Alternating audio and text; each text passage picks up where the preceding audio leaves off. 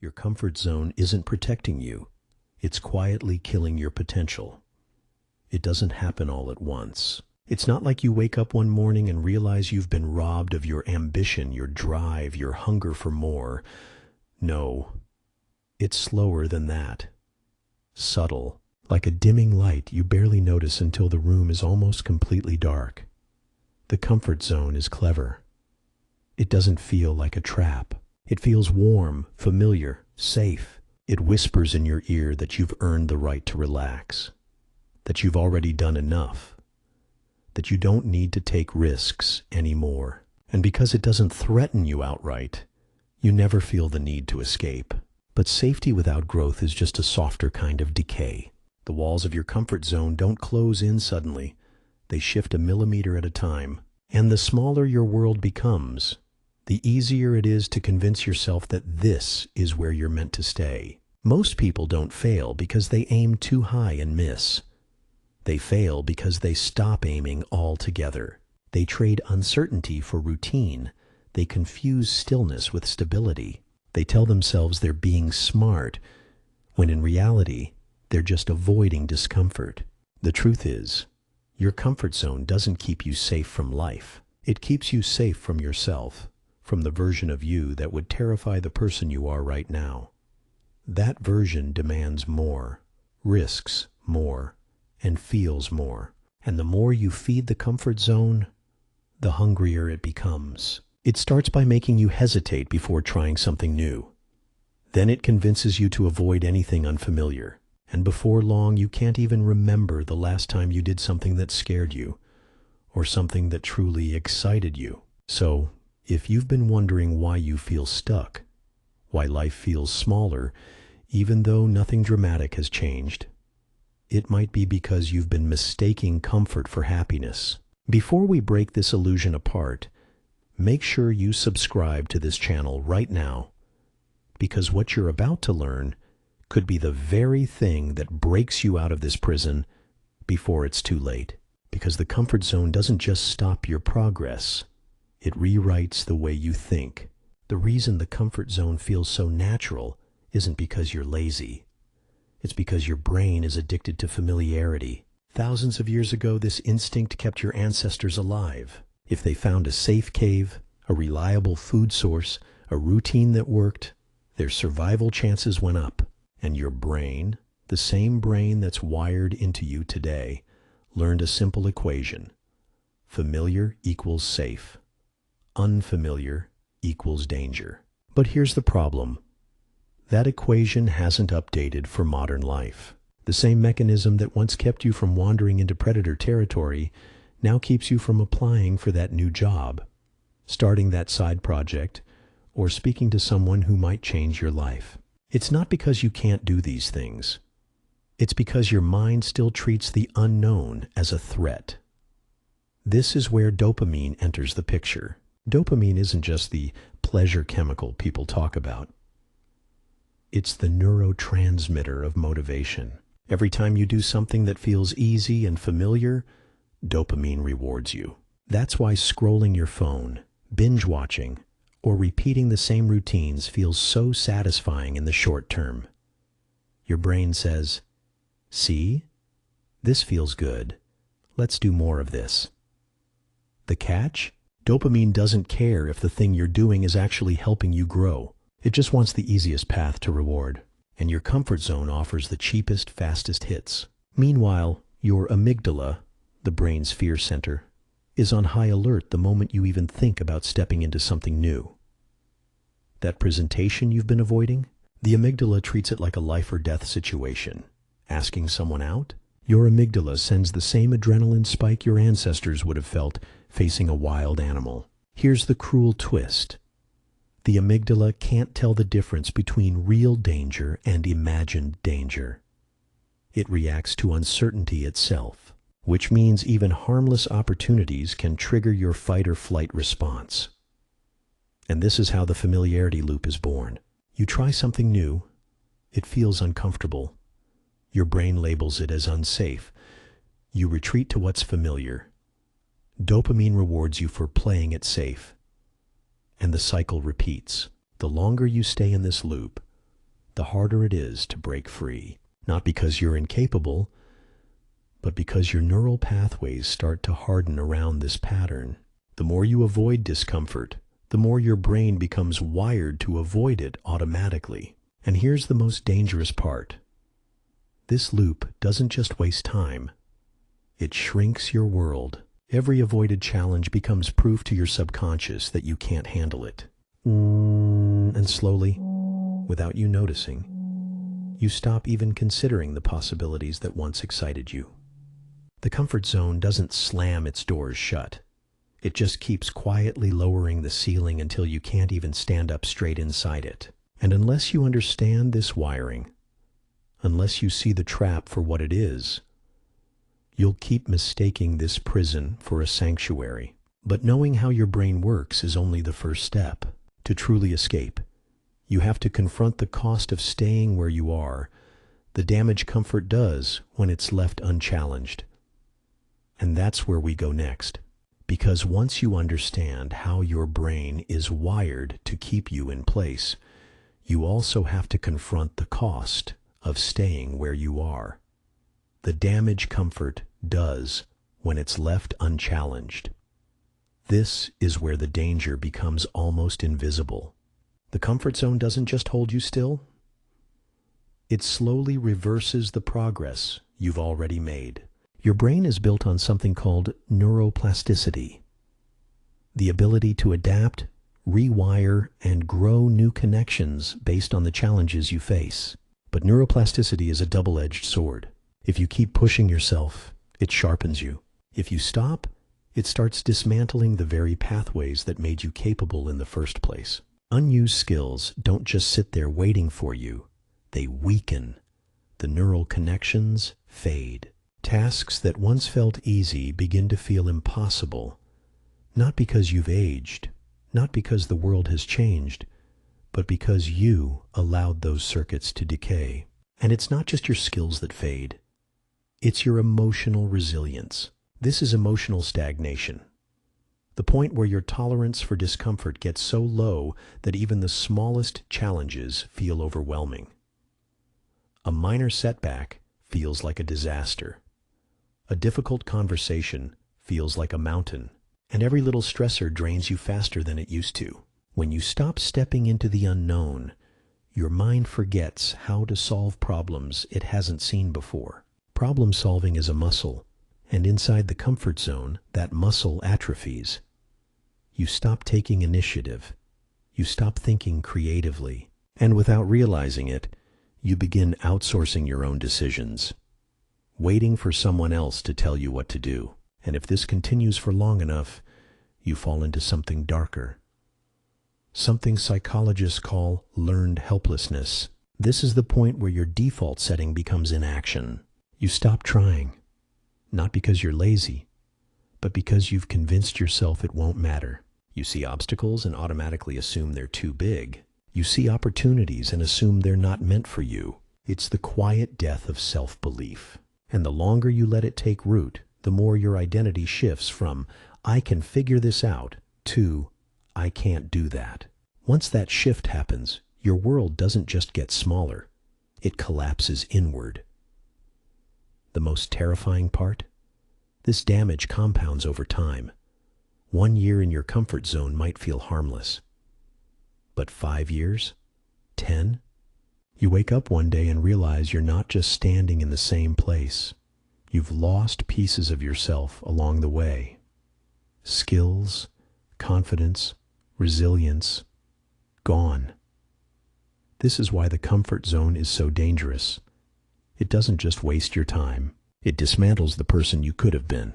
And to escape it, you first have to expose its most deceptive trick, the way it disguises fear as logic, convincing you that staying put is the smartest thing you can do. Because the comfort zone's most powerful weapon isn't laziness. It's not even complacency. It's the way it disguises fear as logic. Fear is obvious when it's loud. When your heart races, your palms sweat, and you feel the urge to run. That kind of fear is easy to spot. But the fear that keeps you trapped in your comfort zone is quiet, polished. rational. It speaks in the language of reasonable excuses. I'll do it later. I just need more preparation. Now's not the right time. On the surface, these sound like responsible thoughts, but they're really just fear wearing a suit. They're delay tactics dressed up as careful planning. And the danger is you believe them because they don't sound like fear. They sound like wisdom.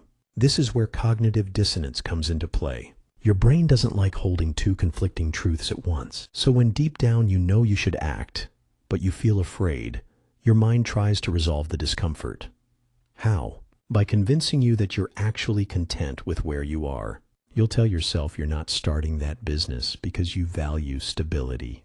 You're not speaking up because you prefer to keep the peace. You're not chasing that opportunity because you're being realistic. In reality, you've just built a narrative that makes avoiding discomfort feel like the smart choice. Then there's the status quo bias, your brain's preference for keeping things exactly as they are, even when change could make your life better. Your mind argues for the familiar simply because it feels safer. It whispers, "Don't rock the boat. You've made it this far, why risk it? What if you try and fail?" The status quo bias doesn't care about your growth. It only cares about maintaining the current state, even if that state is slowly destroying you. And here's the truly dangerous part. The longer you believe these excuses, the more they harden into identity. You stop saying, "I'm scared," and start saying, "I'm just not that kind of person." You rewrite your own story to make fear look like choice. And that's the final form of the comfort zone's deception. When you stop seeing it as a cage and start calling it home.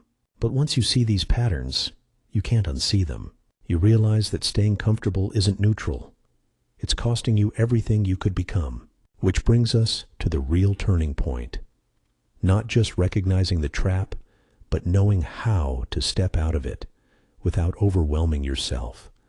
How to reclaim your potential one deliberate move at a time.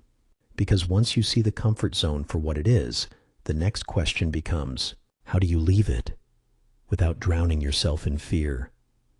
This is where most people fail. They think leaving their comfort zone means quitting their job overnight, moving to a new city, or making some massive, reckless leap. They picture growth as chaos, and that's why they never start. But the truth is, real transformation doesn't happen in pure safety or in pure chaos. It happens in the space between the growth edge. The growth edge is that middle ground where you're stretched, but not broken, where the challenge is big enough to scare you, but small enough that you can still take action. Think of it like working out. If you lift weights that are too light, nothing changes. If you lift something so heavy you can't move it, you burn out or injure yourself. But if you choose a weight that's just beyond your comfort, your muscles grow. Your mind works the same way. You don't have to jump off a cliff. You just have to keep walking to the edge and taking one more step forward. This is where controlled discomfort training comes in. You start by intentionally introducing small, manageable challenges into your life. Things you could avoid, but choose not to. If you're shy, it might be starting a conversation with a stranger. If you're stuck in a routine, it might be taking a different route to work. If you avoid risk, it might be saying yes to a small project you're not 100% ready for. Each small challenge teaches your brain a new lesson. I can survive this. And every time you survive, your tolerance for discomfort grows. But here's the key. You have to reframe what discomfort means. Most people see it as proof they're failing. The truth? Discomfort is proof of growth. It's the sign that you're in the exact place where transformation is possible. The first time you feel your chest tighten before a big decision, that's not your cue to run. That's your signal that you're exactly where you need to be. And no, leaving your comfort zone doesn't have to mean risking everything you've built. In fact, the most sustainable growth comes from consistent steps, not reckless leaps. You take one step, adjust, then take another. Over time, those steps compound into something massive. Because here's the thing, your comfort zone will always be there. You can step out for a moment, grow, and then return. But every time you leave, You bring something new back with you, a skill, a strength, a piece of resilience. Eventually, the zone you once thought was safe starts to feel too small, and that's when you know you've outgrown it. The goal isn't to destroy your comfort zone, it's to expand it, to make the unfamiliar familiar, until the life you once thought was too much becomes your new normal. But even when you know how to escape, there's still one final battle. The temptation to go back, to shrink again, to choose safety over growth. And understanding that final challenge is the key to never falling back into the trap you just fought to escape. And understanding that final challenge is the key to never falling back into the trap you just fought to escape. Because even after you pull yourself forward, there is a pull, a whisper that sounds like mercy. It says, "Rest now. You've done enough. Go back to what feels safe." It is not mercy. It is a slow undoing. Every time you listen, you give space back to the thing that wanted to keep you small. Think about how this works. The comfort zone does not shout. It slides a lid over your life inch by inch. It does not lock the door in a dramatic scene.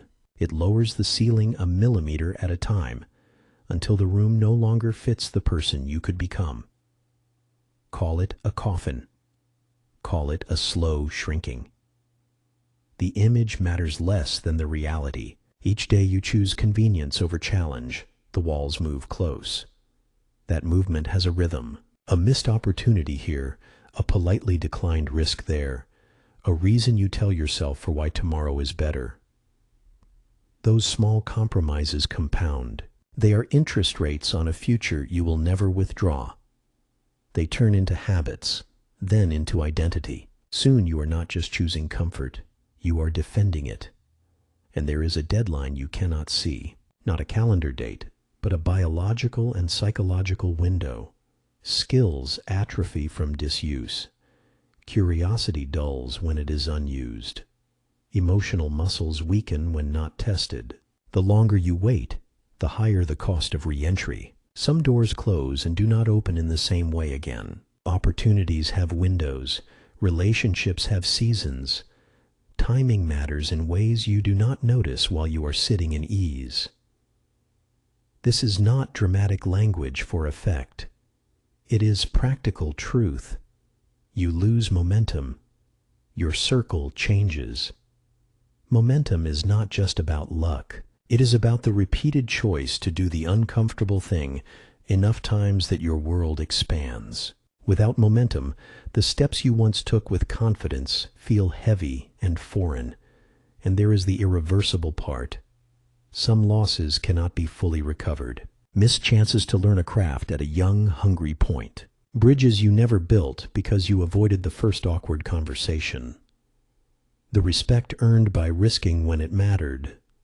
That is hard to reconstruct. You can rebuild many things, but the time and context vanish. The version of you who might have been transformed by those moments is never fully restorable. So here is the clearest way to state it. Staying comfortable is not a neutral choice. It is an active decision to let pieces of your potential erode. It is a slow subtraction, and the math is cruel. The longer you wait, the less you will recognize the person you could have been. The longer you wait, the less you will recognize the person you could have been. This is the emotional sting of the lesson, not meant to guilt you, but to wake you. Regret is not a badge we want to wear. That is why this moment matters. That is why this video matters. Because knowing that the walls are closing lets you act before the room is too small. So, what do you do with that knowledge? You make a decision. Not a manifesto. Not a radical life reset if you are not ready. A decision to act repeatedly in small ways that tilt your life toward growth. A commitment to one micro step this week that your future self will thank you for.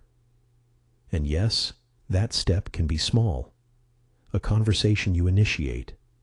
An hour spent learning. A pitch you send. An apology you give. A cold shower that proves you can handle discomfort. All of those micro steps stack. They rewire your wiring. They make the unfamiliar slightly more familiar. They push the walls of that coffin outward until the space inside can contain more of you.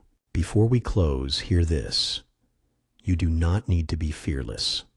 Fear will still show up. What matters is that you do not make fear your identity. You act despite fear. You build tolerance. You collect proof that you can survive, adapt, and grow. If this landed, if it made your chest tighten in a way that feels like both warning and possibility, do one concrete thing right now. Say it out loud. Commit to one step you will take in the next 7 days and mean it. And if you want to keep getting these mindset shifts and practical pushes, subscribe to this channel so you do not miss the next one. Tap like to help this reach someone who needs to hear it. Share this with a person you know who is comfortable in ways that hurt them. And please, leave a comment below telling me the one step you will take this week. I read those comments. I see the starts of real change. Comfort is easy. Growth is earned. The choice is not metaphorical. It is urgent, practical, and personal. Make the small move today. Start now. The deadline is closer than you think, but it is not too late if you step.